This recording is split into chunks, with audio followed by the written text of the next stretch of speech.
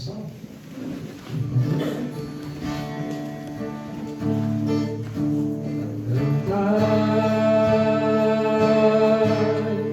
Ao Senhor Deus,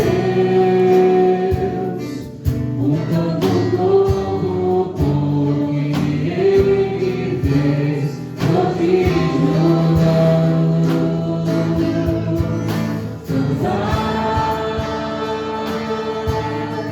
Ao Senhor Deus,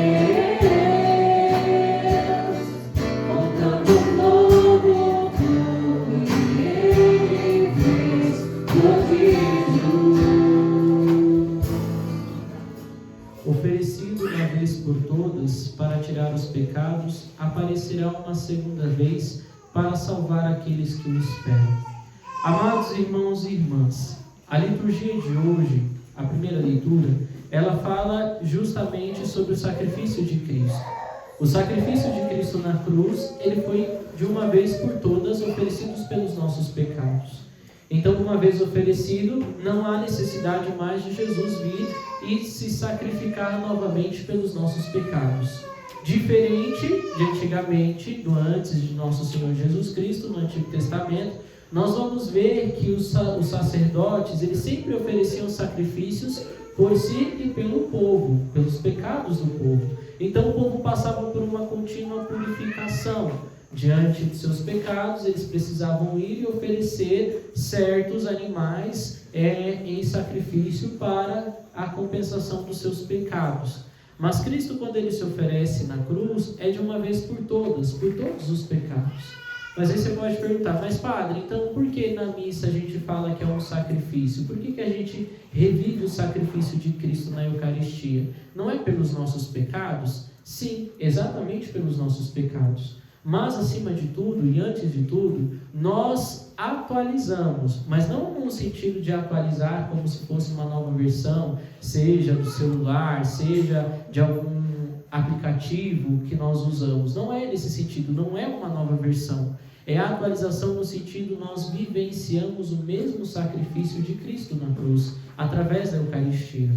Quando nós celebramos a Santa Missa, é como se, de repente, o tempo cronológico do qual nós vivemos, ele parasse e nós nos unimos com o Eterno, com o Kairos de Deus, o tempo de Deus. Porque é quando nós rezamos a Santa Missa, nós nos unimos com a igreja padecente e a igreja triunfante. A igreja que está no reino dos céus e a igreja que está presente no purgatório.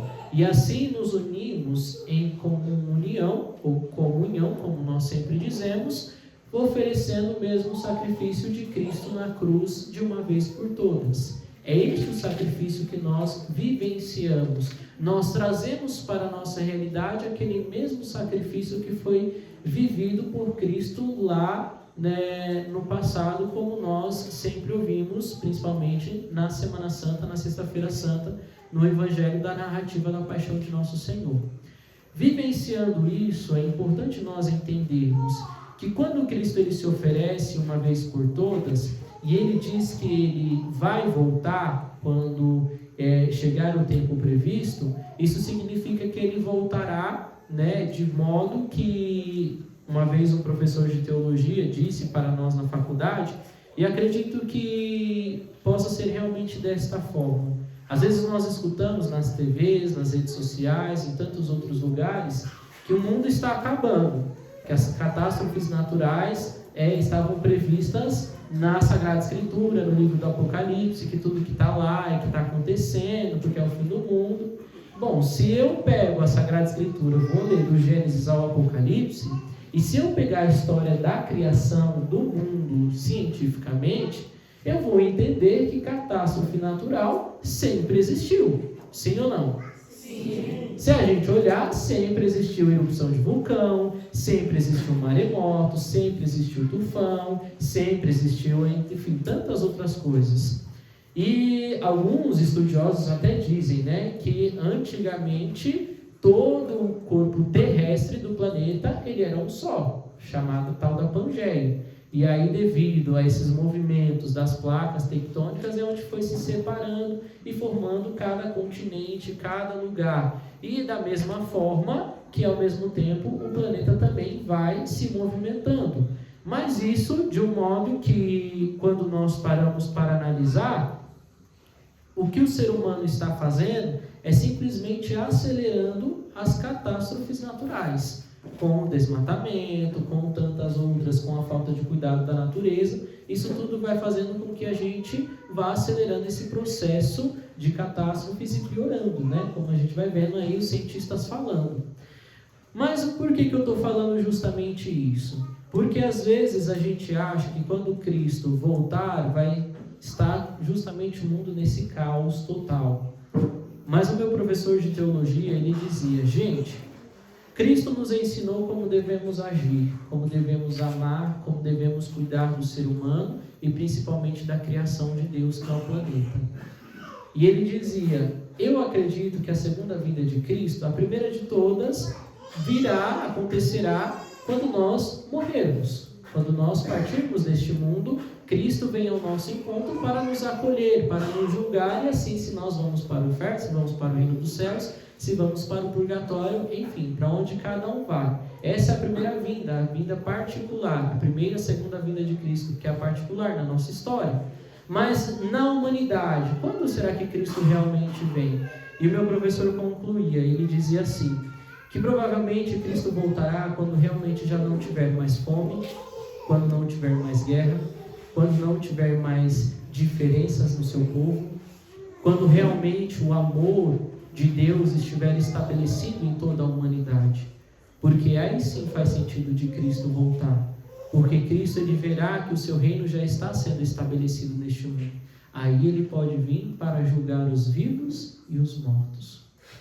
Então, é importante termos cuidado quando nós damos ouvidos a outras vozes que não realmente aquela que a igreja nos ensina, ou a voz própria de Cristo, achando que essas vozes são as vozes de Deus, porque assim, muitas vezes essas vozes elas estarão disfarçadas. Às vezes a gente acha que é a voz de Deus, mas na verdade é a voz do mundo, do demônio. E aí começa a divisão, querer dividir a igreja. E aí a gente entra nesse evangelho de hoje, a questão da divisão.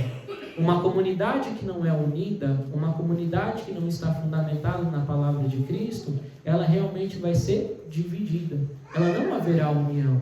E aí o reino de Deus não estará sendo estabelecido nessa comunidade.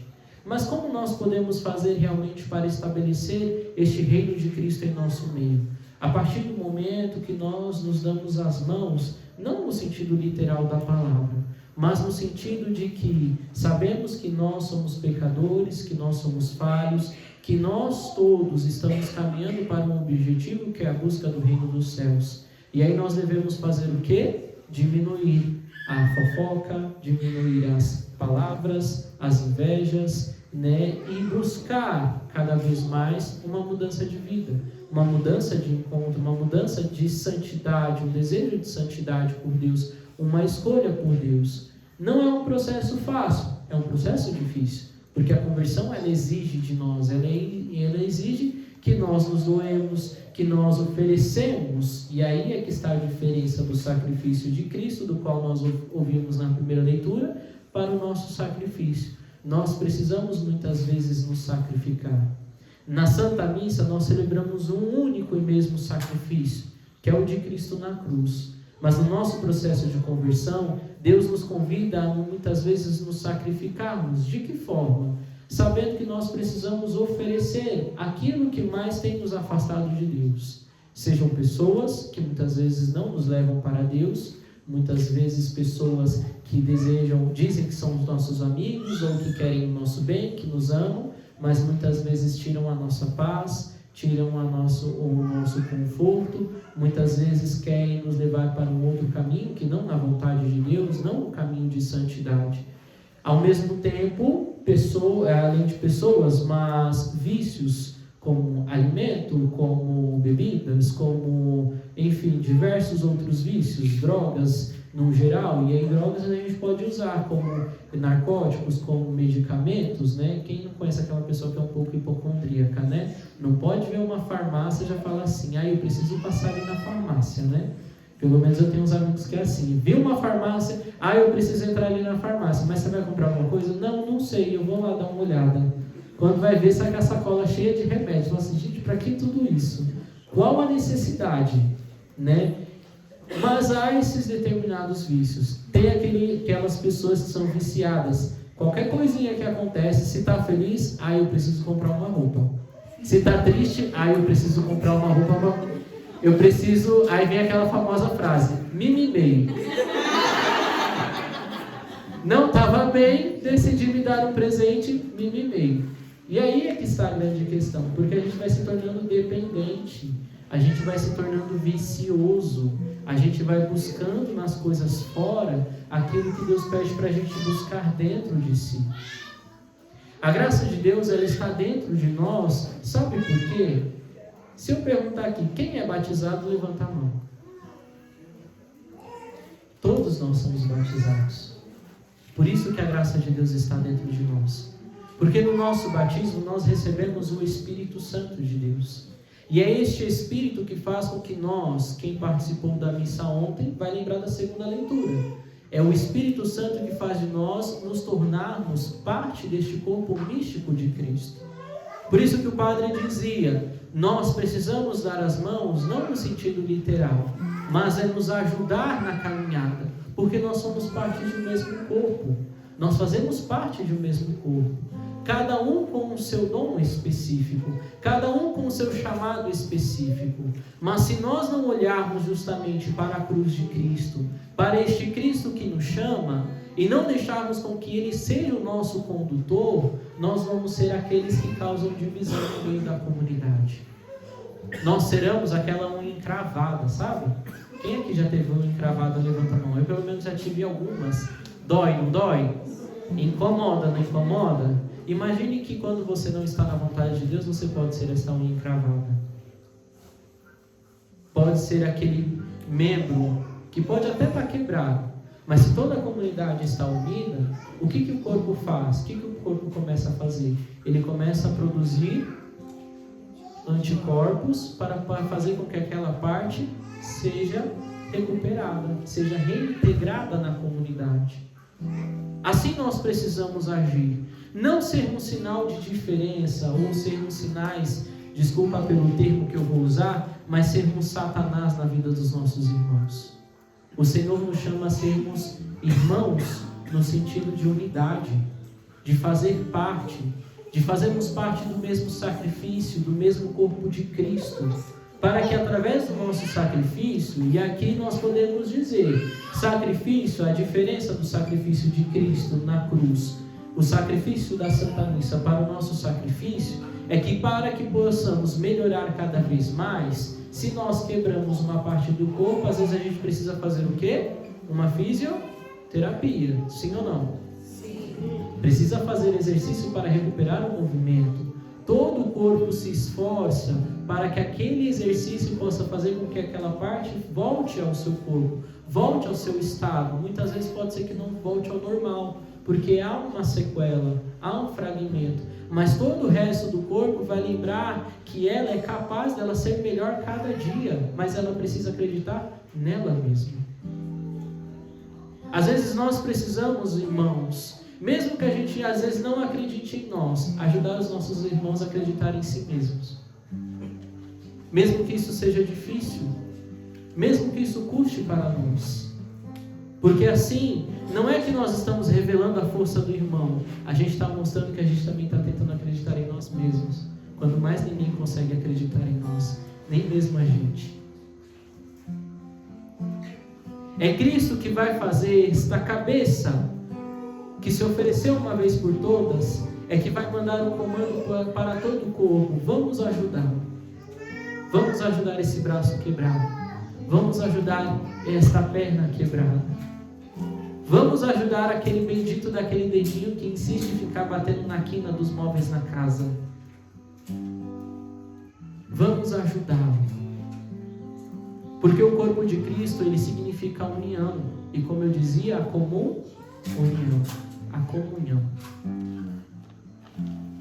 Mais do que recebermos a comunhão, que é o principal da nossa fé, comungar o corpo de Cristo, É através dela que Deus faz com que a gente seja comuns. Comuns no sentido de que somos todos irmãos e precisamos nos ajudar na recuperação de um corpo. Estamos celebrando o cerco de Jericó. Este é o segundo dia somente. Mas para que Deus possa nos mostrar que quando nós estamos reunidos como corpo místico de Cristo, o Senhor deseja usar de todos nós para proclamarmos a vitória na vida do nosso irmão que está ao nosso lado. Mesmo que muitas vezes a gente não acredite na nossa, mas a gente precisa ser sinal da graça, para que outro também seja sinal da graça na nossa vida. Para que Deus possa se manifestar verdadeiramente em nós. Por isso, amados irmãos e irmãs, o nosso sacrifício muitas vezes é necessário porque ele exige de nós acreditar, muitas vezes, quando nós não conseguimos acreditar. Exige de nós rezar quando nós não conseguimos abrir a boca para dizer Ave Maria ou Pai Nosso.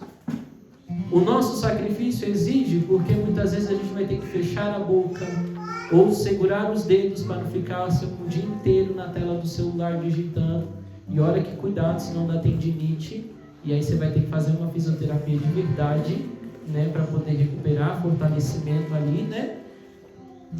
Mas tudo isso exige de nós, para que possamos cada vez mais, assim como um corpo que precisa de atividade física para se fortalecer, para continuar agindo da melhor forma possível, também nós precisamos dos nossos sacrifícios para sermos membros verdadeiros desse corpo, membros autênticos, que funcionem, que levem a todo o corpo o sangue necessário, não o sangue qualquer, mas o sangue de nosso Senhor Jesus Cristo, o sangue que cura, que salva, que liberta. Mas para isso, às vezes a gente precisa dobrar o nosso joelho e começar a rezar, mesmo sem forças. Simplesmente dizer: Senhor, eu não consigo, mas eu estou aqui. Eu estou precisando ser cuidado, Senhor. Eu sei que o Senhor pode cuidar de mim. Eu sei que o Senhor é capaz de tocar na minha história. Por isso eu me coloco diante da Tua presença, Senhor. E assim nós vamos sendo integrados cada vez mais no corpo de Cristo. E assim cada vez mais Deus ele vai se revelando em nós, na nossa história.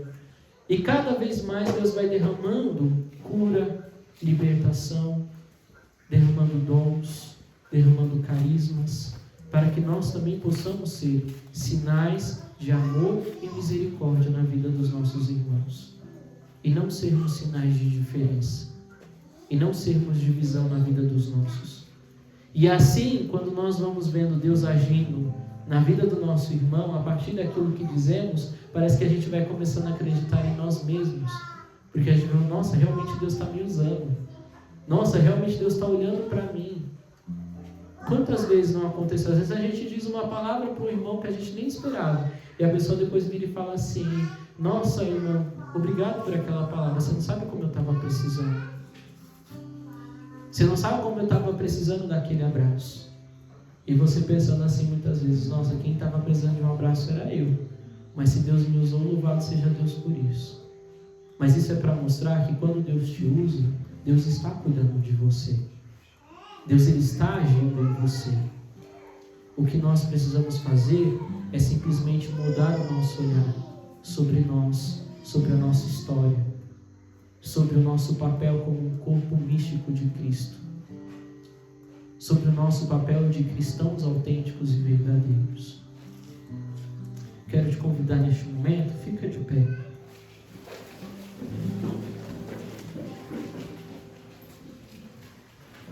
Somos membros deste corpo místico de Cristo. E neste sinal de comunhão, eu quero te convidar, neste primeiro momento da oração, a se reconhecer necessitado do amor de Deus. Se abandone na presença de Deus neste momento. Fecha os teus olhos, esquece quem está do seu lado, se é um parente seu, se é um amigo, se você conhece essa pessoa que está ao seu lado. E este momento é para você se abandonar nos braços de Deus. E com as suas palavras sinceras, autênticas, de quem realmente precisa e necessita se sentir pertencente a este corpo. Começa a falar com as tuas palavras com o Senhor. Se apresenta diante do Senhor neste momento. Senhor Jesus, eu estou aqui diante da tua presença, Pai. Eu estou aqui machucado, quebrado, ferido, angustiado, feliz, alegre. Mas eu estou aqui, Senhor, de coração rendido à tua presença, Senhor. Desejo, Senhor, me sentir parte deste corpo místico nesta noite, Senhor Jesus. Venha, Senhor Jesus, fazer passar por mim o teu sangue precioso, o teu sangue que cura, que liberta, que traz de volta à vida aqueles que estão enfermos, Senhor Jesus.